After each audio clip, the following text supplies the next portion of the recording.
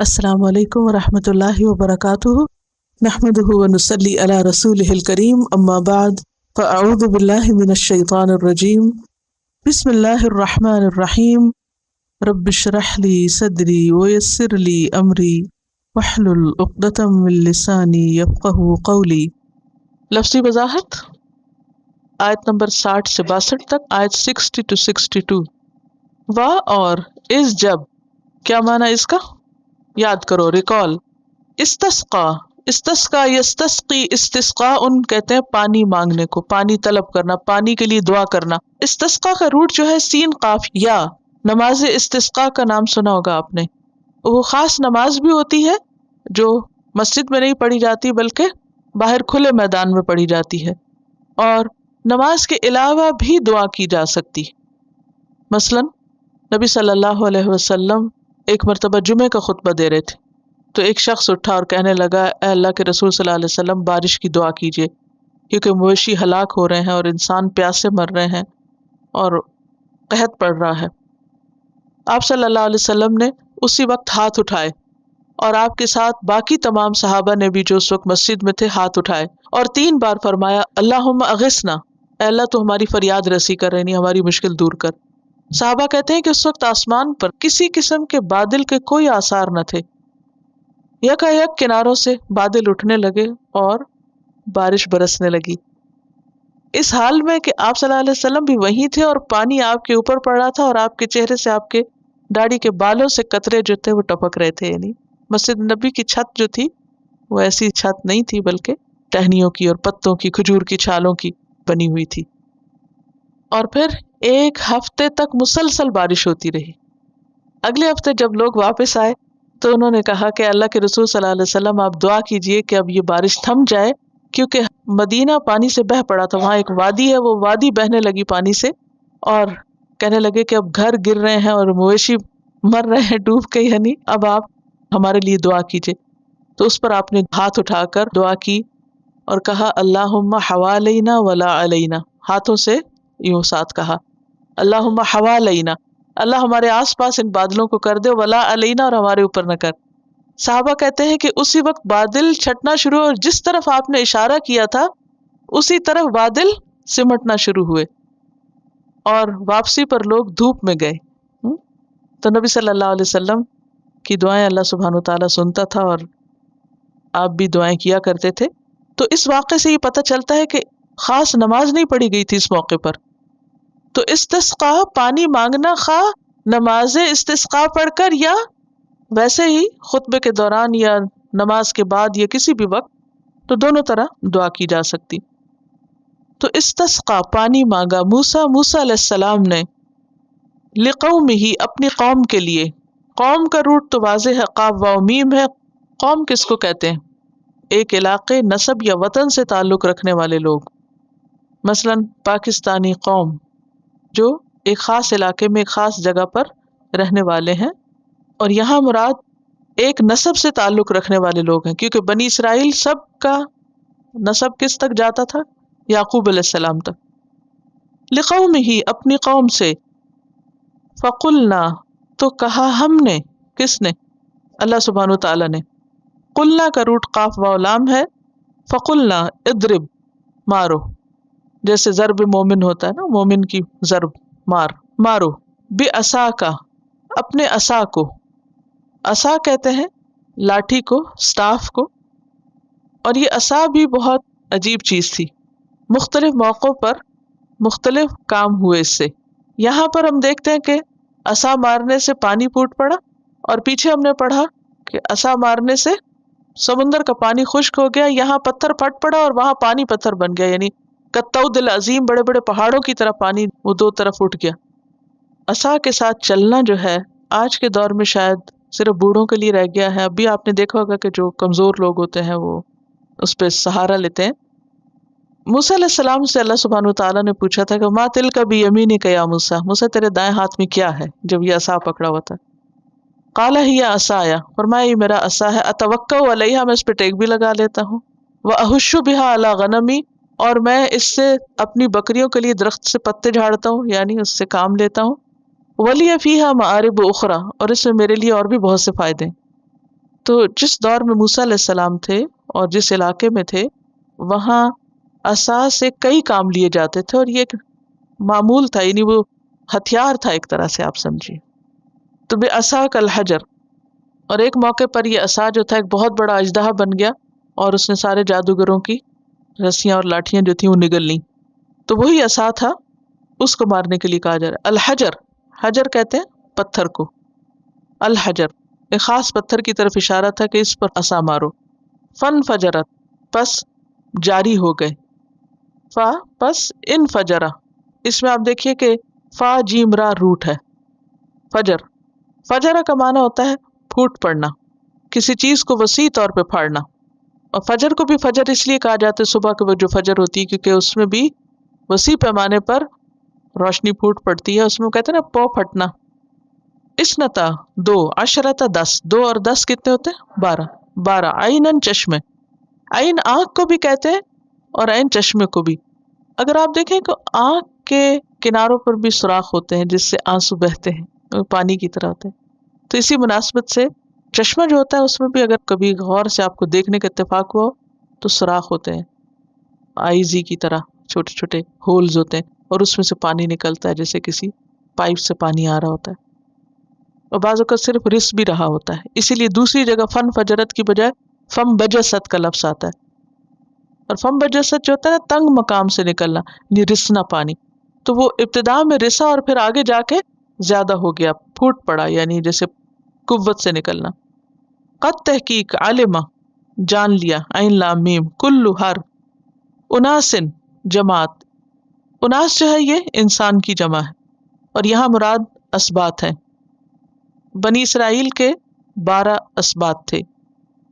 مشربہم، شین را با اس کا روٹ ہے مشرب. مشرب جو ہے یہ مصدر ہے، مصدر میمی، لیکن یہاں پر اسم ظرف کے طور پہ استعمال ہوا ہے.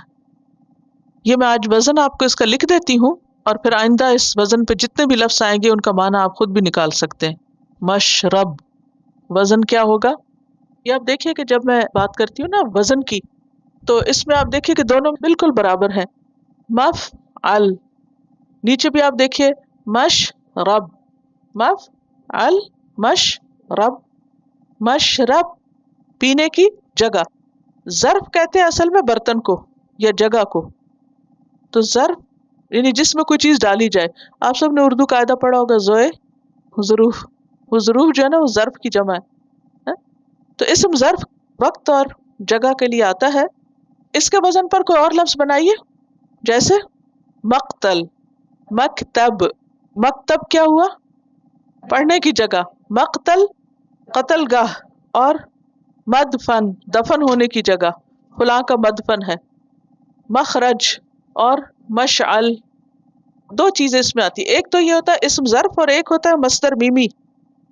ظرف برتن کو کہتے ہیں نا جس میں کوئی چیز ڈالی جاتی ہے. اسم ظرف کیا ہے؟ کام کرنے کی جگہ، چیز ڈالنے کی جگہ، یعنی خاص علاقے یا جگہ کے لیے استعمال ہوتا ہے. اور ایک ہوتا ہے ظرف مکان اور ایک ہوتا ہے زمان. یہ بھی ہوتا ہے اس میں فرق، حصی اور مانوی کے طور پہ. لکھ لیا سب نے؟ مصدر کا بھی لفظی معنی ہوتا ہے جس سے کوئی چیز نکلے، مصدر صادر ہونا. تو جب میں لفظ مصدر بولتی ہوں تو اس کا مطلب یہ ہے کہ وہ ایک سالڈ چیز ہے جس سے بہت ساری اور چیزیں یا برانچز نکلیں گی. یعنی وہ خود اپنی جگہ پر ہے مگر اس سے اور بہت کچھ نکلتا ہے. تو شرب یشرب اس کا ماضی مضارع ہے، پینے کی جگہ، واٹرنگ پلیس. اور اسم ظرف کا نا ایک مفعل ہوتا ہے اور ایک مفعل بھی ہوتا ہے. وزن 2 وزن ہوتے ہیں اس کے، ٹھیک ہے. بعض اوقات مفعل ہوتا ہے اور بعض اوقات مفعل ہوتا ہے. مفعل سے بھی بہت سے ہیں، جیسے مسجد. مسجد کیا ہے؟ نماز کی جگہ. اور منزل اترنے کی جگہ. مغرب سورج غروب ہونے کی جگہ. مشرق سورج طلوع ہونے کی جگہ. مسکن وہ مفعل کی طرح ہے، ٹھیک ہے. سمجھ آ گیا کانسیپٹ؟ کلو کھاؤ، اکلا یا اکلو سے کلو کھاؤ، وشربو اور پیو. شین را با، من سے، رزق رزق رزق کہتے ہیں عطا کو، بخشش، پروویژن. من رزق اللہ، اللہ کے رزق میں سے، یعنی اللہ کے دیے ہوئے میں سے. ولا اور نہ، تاسو عین ثا واو اور عین ثا یا دونوں ہی اس کے روٹ ہیں، ذہنی اور فکری بگاڑ کے لیے آتا ہے اور فساد میں تیزی کے لیے آتا ہے، کیونکہ انسان کا ذہن جسم سے زیادہ تیزی سے کام کرتا ہے یا نہیں؟ فساد حسی بھی ہو سکتا ہے، مانوی بھی ہو سکتا ہے، لیکن اسی کیا ہوتا ہے؟ ذہنی بگاڑ اور فساد میں تیزی۔ ولا تاسو اور مت تیزی سے فساد کرو، مت شدت فساد کرو، فی الارض زمین میں، مفسدین مفسد بن کر۔ مفسدین کس کی جمع؟ مفسد کی۔ فا سین دال، افسد یفسد افساد بگاڑنا، کسی بھی چیز کے اندر خرابی پیدا کرنا، جیسے بستیوں کو تباہ کرنا، اجاڑنا، جانوروں کو قتل کرنا۔ وا اور اس جب قل تم کہا تم نے، کس نے؟ بنی اسرائیل نے، یا موسیٰ اے موسیٰ، لن ہرگز نہیں، یہ کیا ہے؟ کون سا حرف ہے؟ نفی کا۔ نصبرا ہم صبر کریں گے، صاد بارا صبر، صبر یصبر کا معنی ہوتا ہے روکنا، صبر دابہ کا معنی ہوتا ہے جانور کو چارے کے بغیر باندھ دینا، اس کا حال کیا ہوگا؟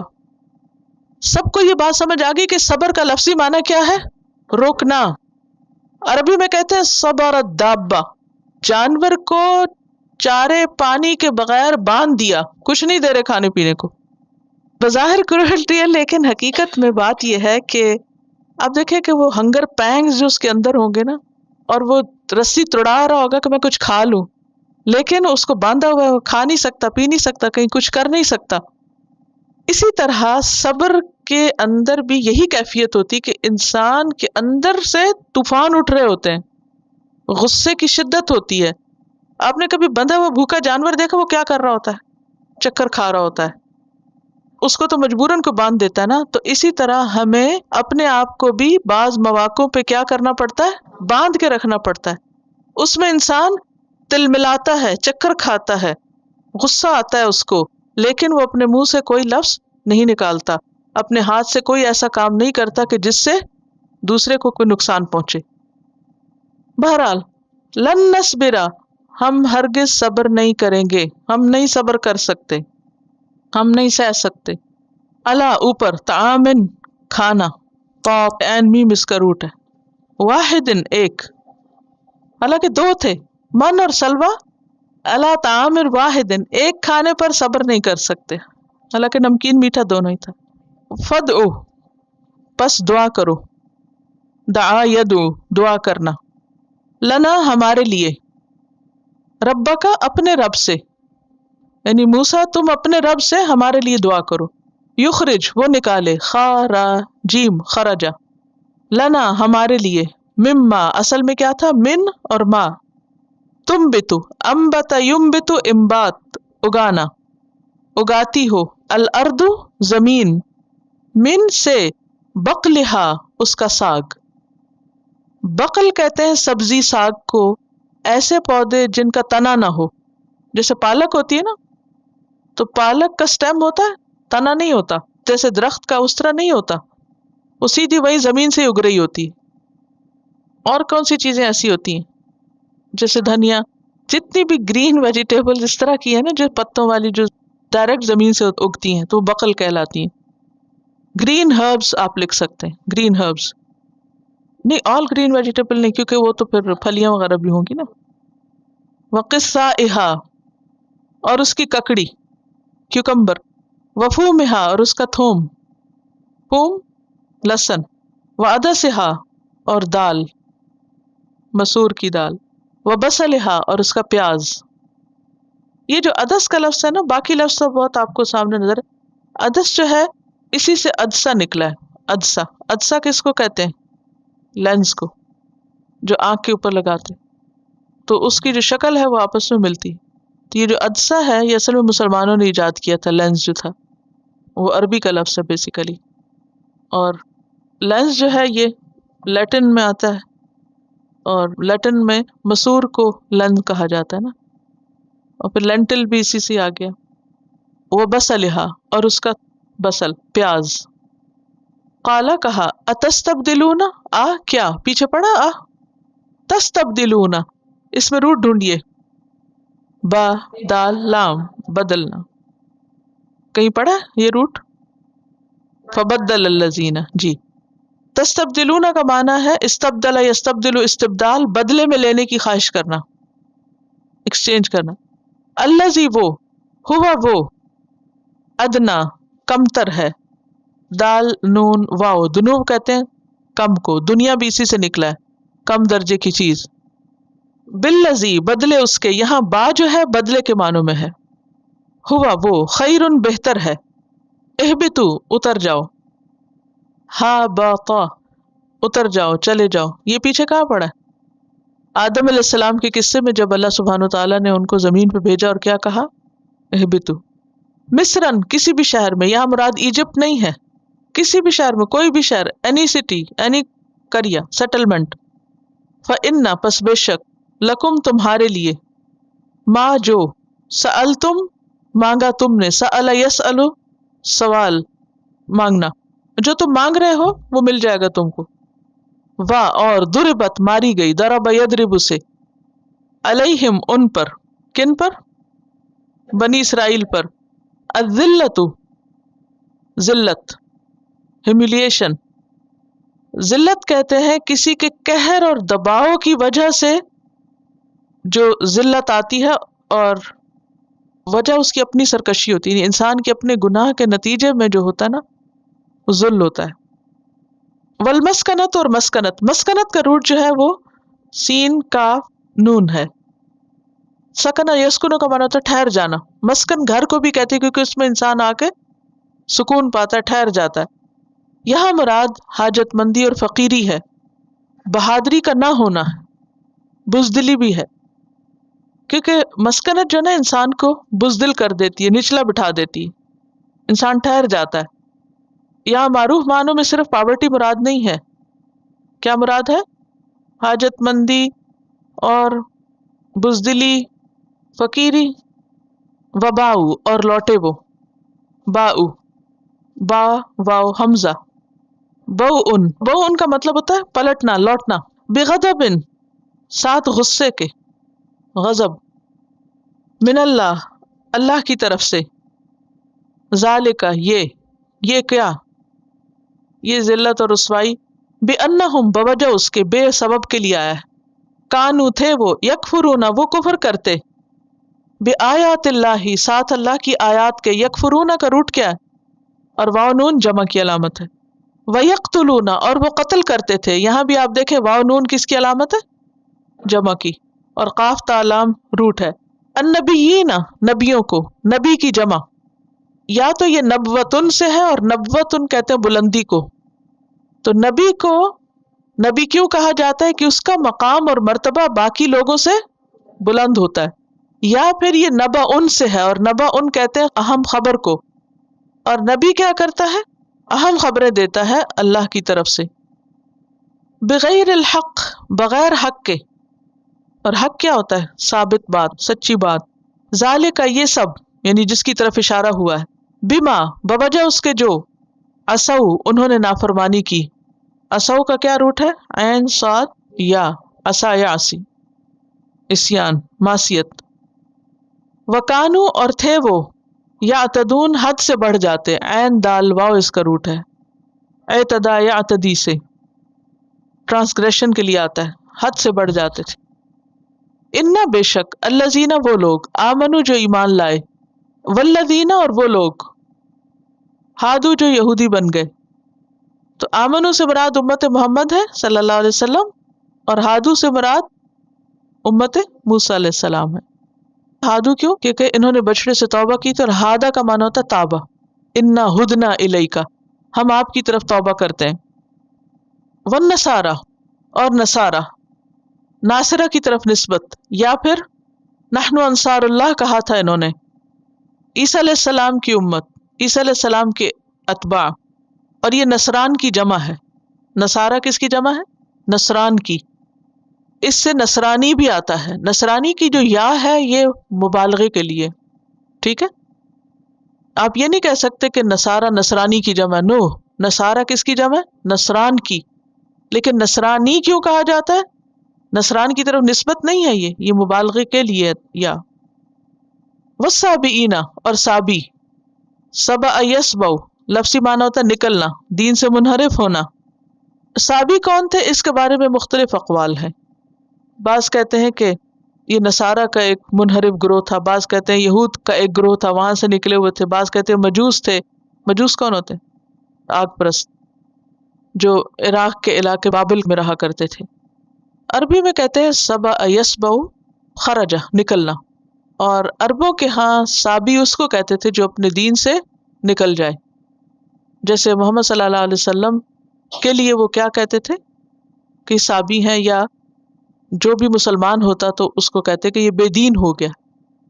तो साबी बेसिकली हर दीन के निकले हुए लोग और हर दीन को सही कहने वाले, जिनका अपना कोई दीन नहीं, किसी खास मुतय्यन दीन पर नहीं। आजकल बहुत से लोग यही करते हैं। वहदत अदियान की बात सुनी है कभी आपने? क्या होती है वहदत अदियान? वहदत अदियान से मुराद ये कि बहुत से लोग ये समझते हैं कि सारे दीन अच्छे हैं और सारे दीन सच्चे हैं, और ज्यादा बेहतर ये कि हर दीन में से कुछ कुछ ले लो, बजाय इसके कि सिर्फ मुसलमान रहो। क्या करो, क्रिसमस आए तो वो मना लो, और इसी तरह ईद आए तो वो मना लो, और कोई और मौका है तो वो सेलिब्रेट कर लो, और सभी दीन अच्छे हैं और सबके साथ मिलजुल के रहो, और इससे हारमनी होगी। और हर दिन की कुछ कुछ बातें लेके एक नया दीन बना लिया। जबकि अल्लाह ताला के नजदीक क्या है? इन्ना दीना इंदल्लाहि अल इस्लाम, अल्लाह के नजदीक दीन बस अल इस्लाम है, क्योंकि सच्चाई एक ही होती है। सूरत आल इमरान 85 में आता है वमन यब्तगी गैर अल इस्लामी दीनन फलन युक़बल मिन्हु, जो इस्लाम के अलावा कोई और दीन चाहेगा उससे वो हरगिज कबूल नहीं किया जाएगा। तो ये नजरिया ही गलत है कि हर एक में से कुछ कुछ लेके एक नई चीज बना ली जाए। ऐसे लोग सिर्फ आज के दौर में नहीं, उस दौर में भी थे, उनको साबी कहा जाता था। अरबों में कहते हैं जब किसी ऊंट का दांत निकलता है तो उसको कहते हैं सबा नाबुल बईर, ऊंट का दांत निकला। असल में अरबों के यहाँ ऊंट हर चीज थी, उनकी सारी जबान ही ऊंट से निकलती है। तो जैसे हम अपने बच्चों के दांत निकलने का इंतजार करते हैं, हर एक बताते हैं इसने दांत निकाल लिए। जब बच्चा दांत निकालता है ना तो वो कहते हैं हमारे ऊंट का दांत निकला है, यानी जवान हो गया ऊंट, बड़ा हो गया, बच्चा नहीं रहा। है? तो सबा का मतलब है निकलना, यानी दांत जो मसूड़े के अंदर था बाहर आ गया। तो इससे आपको कॉन्सेप्ट याद रहेगा इंशाल्लाह। कतादा साबियों के बारे में कहते हैं कि साबीन उस कौम का नाम है जो ज़बूर पढ़ती है, फरिश्तों की इबादत करती है, काबा की तरफ मुंह करके नमाज पढ़ती है, और उन्होंने हर दीन में से कुछ कुछ लेकर एक नया दीन बना लिया। ठीक। वस्साबीना मन जो कोई आमना ईमान लाए, आमना युमिनु ईमान बिल्लाही अल्लाह पर, वल यौमिल आखिर और आखिरी दिन पर। यौम आखिरत ऐसी जैसे यौम आज़ादी होता है। वह अमिला और अमल करे, सालिहन सालिह नेक, फलहुम तो उनके लिए, अजरुहुम उनका अजर, अजर कहते हैं सवाब को, बदला, उजरत। उजरत क्या होती है कोई बताएगा? मजदूरी। अजर जो है ये मजदूरी है, कुछ किए हुए का बदला होता है। इंदा रब्बिहिम उनके रब के पास, वला और ना, खौफन कोई खौफ, अलैहिम उन पर, वला और ना, हम वो, यहज़नून वो गमगीन होंगे। यहज़नून का रूट क्या होगा? हा जाई नून, हुज़्न, हज़िना यहज़नु, हुज़्न मलाल करना। हुज़्न मलाल होता है, गम होता है किसी महबूब चीज के जाने पर, किसी पसंदीदा चीज के हाथ से निकलने पर जो कैफियत होती है इंसान की। तफसीर देखते हैं। बिस्मिल्लाहिर्रहमानिर्रहीम। जैसा कि हम पीछे पढ़ चुके हैं कि बनी इसराइल मूसा अलैहिस्सलाम की क़यादत में समुंदर पार करके मैदान तीह में पहुंच गए। इस मैदान में वो 40 साल तक रहे, जहां न खाने को कुछ था और न रहने को। मूसा अलैहिस्सलाम ने अल्लाह सुब्हानहू तआला से दुआ की, और अल्लाह की खास रहमत की वजह से इन पर बादलों का साया किया गया धूप से बचने के लिए, और इन्हें खाने को मन्नो सलवा दिया गया। फिर इनके पास पानी नहीं था, तो मूसा अलैहिस्सलाम ने अल्लाह सुब्हानहू तआला से दुआ की और इनके लिए पानी का भी इंतज़ाम हो गया। इस आयत में भी बुनियादी तौर पर अल्लाह सुब्हानहू तआला बनी इसराइल पर अपने ख़ास इनाम का जिक्र करता है, जो बावजूद उनकी नाफरमानियों के और ढिठाई के और अल्लाह के साथ और अल्लाह के पैगंबर के साथ बदतमीज़ी करने के बावजूद इन पर اللہ کی رحمتیں اور عنایتیں تھیں اس کا ذکر ہے۔ وَإِذِ اسْتَسْقَىٰ، اور یاد کرو وہ وقت اے بنی اسرائیل جب پانی مانگا تھا موسیٰ نے اپنی قوم کے لیے علیہ السلام میدان تیہ میں۔ فَقُلْنَا، تو ہم نے کہا تھا، اضرب، مارو، کس کو کہا تھا؟ موسیٰ علیہ السلام کو۔ اضرب، مارو، بعصاک، اپنے عصا کو، الحجر، پتھر پر۔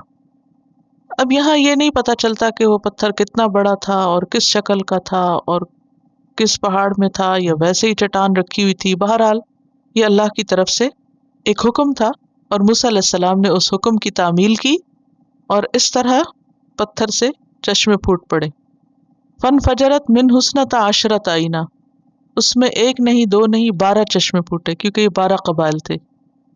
قد علم کل اناس مشربہم، ہر گروہ نے اپنے پانی پینے کی جگہ کو جان لیا۔ اس وقت اللہ سبحانہ تعالیٰ نے انہیں حکم دیا، کلو واشربو، کھاؤ اور پیو، من رزق اللہ، اللہ کے رزق سے، ولا تعثوا فی الارض مفسدین، اور زمین میں بس فساد نہ کرو، اور فساد میں کثرت نہ کرو، زیادہ فساد نہ کرو۔ اس آیت سے ہمیں کئی ایک باتیں پتہ چلتی ہیں۔ پہلی بات کہ بنی اسرائیل پر اللہ سبحانہ تعالیٰ نے کئی ایک انعامات کیے، جن میں سے ایک خاص انعام کا ذکر ہے یہاں پر کہ موسیٰ علیہ السلام کی دعا قبول ہوئی، اس صحرا میں پتھر میں سے پانی پھوٹ پڑا ان کے لیے۔ پھر یہ بھی پتہ چلتا ہے کہ موسیٰ علیہ السلام اللہ کے نزدیک بہت مرتبے اور مقام والے تھے۔ سورۃ الاحزاب آیت 69 میں آتا ہے، وَكَانَ عِندَ اللَّهِ وَجِيهًا، موسیٰ علیہ السلام اللہ کے ہاں بڑا مقام رکھتے تھے، وجیح تھے، بہت عزت والے تھے، مرتبے والے تھے۔ اللہ نے ان کی دعا سنی، ان کی دعا رد نہیں کی، تو جب انہوں نے پانی مانگا تو اللہ نے پانی عطا کر دیا۔ دوسری بات یہ پتہ چلتی ہے کہ ضرورت اور تکلیف کے موقع پر انسان کو اللہ ہی کی طرف رجوع کرنا چاہیے۔ پیغمبر بھی اللہ ہی سے مانگتے ہیں۔ اذ استسقیٰ، موسیٰ سے کیا بات پتہ چل رہی ہے کہ موسیٰ علیہ السلام خود پانی کا بندوبست نہیں کر رہے، یہ ان کا اپنا کمال نہیں ہے، بلکہ ضرورت کے وقت اللہ سے رجوع کر رہے ہیں۔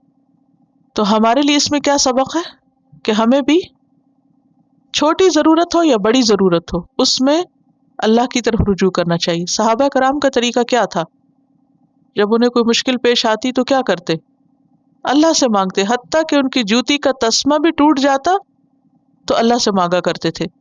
نبی صلی اللہ علیہ وسلم کا طریقہ پیچھے ہم نے پڑھا ہے، جہاں وَاسْتَعِینُوا بِالصَّبْرِ وَالصَّلَاةِ کی بات آئی کہ جب آپ کو کوئی مشکل وقت آتا تو آپ کیا کرتے؟ فوراً نماز کی طرف دوڑتے تھے۔ اس آیت سے یہ بات بھی ہمیں پتہ چلتی ہے کہ اللہ تعالیٰ دعائیں سنتا ہے۔ جب ہمیں شک گزرنے لگے نا کہ پتہ نہیں اللہ میری دعا سنے گا یا نہیں، تو ایسے واقعات کو یاد کر لیا کریں کہ یا اللہ، جس طرح تو نے بنی اسرائیل کے لیے صحرا میں پتھر سے چشمے پھوڑ نکالے تھے، اسی طرح تو مجھے بھی اس موقع پر یہ فلاں چیز عطا کر دے، کیونکہ تیرے لیے کچھ بھی مشکل نہیں۔ اللہ تعالیٰ پتھر سے بھی چشمے نکال سکتا، اس کے لیے کچھ مشکل نہیں۔ بعض اوقات ایسا ہوتا ہے نا، کسی کے ہاں اولاد نہیں ہوتی، کیا کہتے ہیں؟ یہ تو بانجھ ہے۔ بانجھ کا کیا مطلب ہے؟ بنجر ہے، یعنی اس میں سے اولاد پیدا نہیں ہو سکتی۔ ایسے موقع پر بھی مایوسی کی ضرورت نہیں، اسی طرح کی بات کر کے اللہ سے دعا کی جا سکتی، یا اللہ جس طرح بنی اسرائیل کے لیے تو نے پتھر سے چشمے نکالے تھے، یا اللہ تو اس بچے کو یا مجھے یا جو بھی حاجت مند ہے اس کو تو اپنی رحمت کے ساتھ اولاد عطا کرو۔ زکریا علیہ السلام کو جیسے اللہ سبحانہ وتعالیٰ نے بڑھاپے میں اولاد عطا کی تھی۔ پھر یہ بات پتہ چلتی ہے کہ کوئی بڑا ہو یا چھوٹا ہو، نیک ہو یا بد ہو، سب اللہ کے محتاج ہیں۔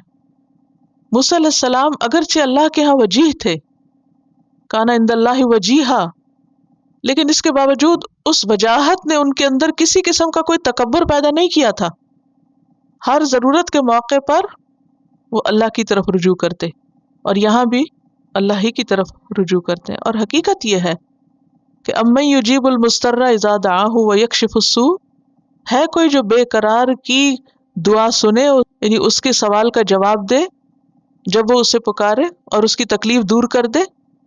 تو ہمیں اس بات کا یقین ہونا چاہیے کہ سب تکلیفیں دور کرنے والا دراصل اللہ ہی ہے، اس سے مانگنے میں کبھی بھی دیر نہ کریں اور اس سے مانگنے سے کبھی بھی نہ جھجکیں، اور کبھی یہ نہ سوچیں کہ یہ ہونا ہی نہیں تو مانگنے کی کیا ضرورت ہے۔ بعض چیزیں ہم کیوں نہیں مانگتے اللہ سے؟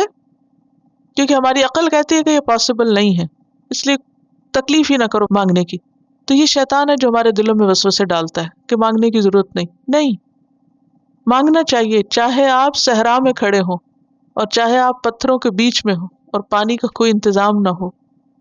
انتہائی محتاجی کا وقت ہے نا یہ، چونکہ ایک دو لوگ نہیں تھے، لاکھوں کی تعداد میں تھے، اور وہاں پر جہاں ہر طرف صحرا ہی صحرا، ریت ہی ریت، اس موقع پر اللہ سبحانہ وتعالیٰ نے اتنی بڑی رحمت کی ان پر، وہ اللہ ہم پر بھی رحمت کر سکتا ہے۔ پھر یہ ہے کہ اللہ چونکہ ہر چیز پہ قادر ہے اور وہ بخیل نہیں ہے، وہ دیتا ہے، لیکن ہم نے داتا اوروں کو بنا رکھا ہے۔ اور اس آیت سے یہ بھی پتہ چلتا ہے کہ یہ موسیٰ علیہ السلام کا ایک معجزہ تھا۔ اللہ سبحانہ وتعالیٰ نے موسیٰ علیہ السلام کے ذریعے پانی دیا، یہ بھی تو کر سکتے تھے نا کہ زمین کو حکم دیتے، جیسے نوح علیہ السلام کی قوم پر جب عذاب آیا تھا تو اللہ کے حکم سے کیا وہ زمین بھی ابل پڑی، آسمان بھی بہنے لگا اور ساری قوم ڈوب گئی۔ تو اب بھی ہو سکتا تھا اللہ تعالیٰ حکم دیتے زمین کو، زمین تو پانی نکال، اور وہ نکال دیتی، اذا اراد شیئا ان یقول له کن فیکون۔ لیکن اللہ سبحانہ وتعالیٰ نے زمین کو براہ راست حکم نہیں دیا، موسیٰ علیہ السلام نے مانگا، انہیں کو حکم دیا اور ایک سبب دکھایا، اور اس سے قوم کو یہ بھی بتانا مقصود تھا کہ تمہارا لیڈر تمہارے حق میں بہت خیر خواہ ہے، تم پر مہربان ہے، شفیق ہے، رحیم ہے، جیسے نبی صلی اللہ علیہ وسلم بھی اپنی امت کے لیے، اپنے لوگوں کے لیے کیا تھے؟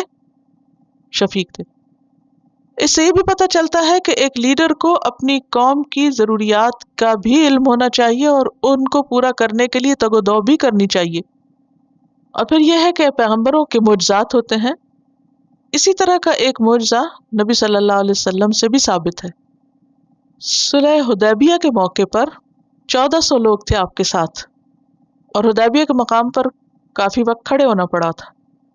اب کیا ہوا کہ لوگوں کے پاس پانی نہیں تھا، تو نبی صلی اللہ علیہ وسلم کے پاس آئے اور کہنے لگے کہ اللہ کے رسول صلی اللہ علیہ وسلم پانی نہیں ہے، اور آپ نے ایک لگن منگوایا۔ لگن کیا تھا؟ جیسے ایک بکٹ ہوتی ہے پانی، اور اس میں آپ نے اپنا ہاتھ ڈال دیا، اور جو ہی آپ نے ہاتھ ڈالا آپ کی انگلیوں سے اسی طرح پانی نکلنے لگا۔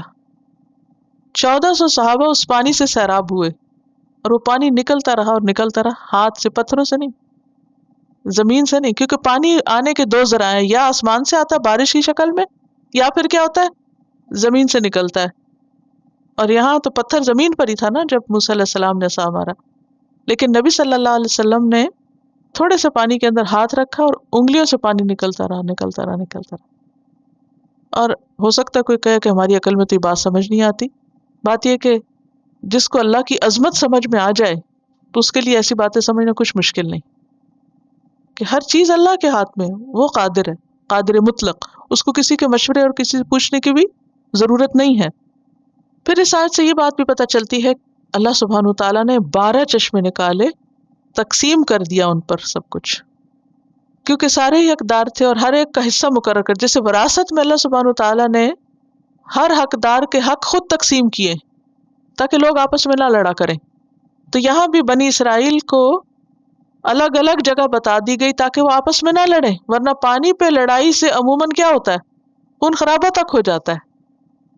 پھر آپ دیکھیے کہ اللہ سبحانہ وتعالیٰ نے بھی کہا کلوا واشربوا، کھاؤ اور پیو، من رزق اللہ، اللہ کے رزق میں سے۔ اس سے کیا حکم پتہ چلتا ہے؟ کہ انسان کو اللہ کی نعمتوں کو استعمال کرنا چاہیے۔ نعمتوں کا استعمال شکرانہ ہے۔ کچھ لوگ نیکی اور زہد کس میں سمجھتے ہیں؟ نہ کھانے میں نہ پینے میں۔ قرآن مجید سے ہمیں پتہ چلتا ہے کہ کھاؤ اور پیو، اسراف نہ کرو، حد سے نہ بڑھو، حد سے بڑھنا درست نہیں۔ حد کے اندر کھانا پینا عبادت ہے۔ وَلَا تَعْثُوا فِي الْأَرْضِ مُفْسِدِينَ۔ جب اللہ تعالیٰ اتنے بڑے احسانات کرے، اتنی نعمتیں بھیجے، تو انسان کو کیا نہیں کرنا چاہیے؟ فساد نہیں کرنا چاہیے۔ فساد کس سے ہوتا ہے؟ گناہوں کی کثرت سے۔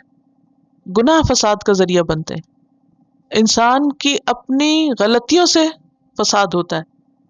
سورۃ الروم کی آیت 41 ہے جس میں آتا ہے ظہر الفساد فی البر والبحر بما کسبت ایدی الناس۔ خشکی اور سمندر میں فساد برپا ہو گیا لوگوں کے اپنے ہاتھوں کی کمائی سے، اپنے کیے کی وجہ سے۔ اور اس وقت جو گلوبل وارننگز ہیں انوائرمنٹ کے اندر تبدیلی کی، وہ بھی دراصل انسانوں کی اپنی ہاتھوں کی کمائی ہے۔ اور انسان نے زمین پر اس قدر تباہی کر دی ہے کہ جس کے بارے میں سائنٹسٹ یہ کہہ رہے ہیں کہ اسے لوٹایا نہیں جا سکتا، یعنی واپس بھی نہیں پلٹایا جا سکتا۔ تو اب آگے قیامت کی طرف ہی بڑھنا ہے نا۔ UN کے تقریباً 2500 سائنٹسٹ نے یہ پروجیکٹ کیا تھا، اور فیبروری 2007 میں اس کی رپورٹ چھپی تھی، جس میں سخت قسم کی وارننگز دی گئی ہیں زمین کے اوپر جو مستقل تبدیلیاں آ رہی ہیں، جس میں ٹمپریچر کے بڑھ جانے اور جو نارتھ اور ساؤتھ پول پر اس ٹمپریچر کے بڑھنے کی وجہ سے برف کے پگھلنے، اور برف پگھلنے سے 1 میٹر تک سمندروں کا پانی اوپر آنے کی باتیں کی جا رہی ہیں، اور اس میں بہت سے ساحلی علاقوں کے ڈوبنے کی باتیں۔ تو یہ سب کچھ کیا ہے؟ انسانوں کے اپنے ہاتھوں کی کمائی، ریسورسز کا غلط استعمال، اور درختوں کو کاٹنا۔ اور فساد عربی میں کس کو کہتے ہیں؟ درخت کاٹنے کو، عمارتیں گرانے کو، یعنی ہر طرف خرابی پیدا کرنے کو۔ اس کی ضد ہے اصلاح۔ اصلاح کا اپوزٹ ہے افساد۔ لا تعثوا فی الارض مفسدین۔ اللہ کی نعمتیں استعمال کرو، کھاؤ پیو، زمین سے خزانے نکالو، لیکن مفسد نہ بنو، بگاڑ نہ کرو، تباہی نہ کرو، آئندہ نسلوں کا خیال رکھو۔ اصل میں عصا جو ہے نا وہ عصاؤں پر پڑتا ہے، کہتے ہیں نا لاتوں کے بھوت باتوں سے نہیں مانتے۔ بگڑے تگڑوں کا علاج کیا ہوتا ہے؟ مولا بخش۔ وآخر دعوانا ان الحمد للہ رب العالمین۔ سبحانک اللہم و بحمدک، نشہد ان لا الہ الا انت، نستغفرک و نتوب الیک۔ السلام علیکم ورحمۃ اللہ وبرکاتہ۔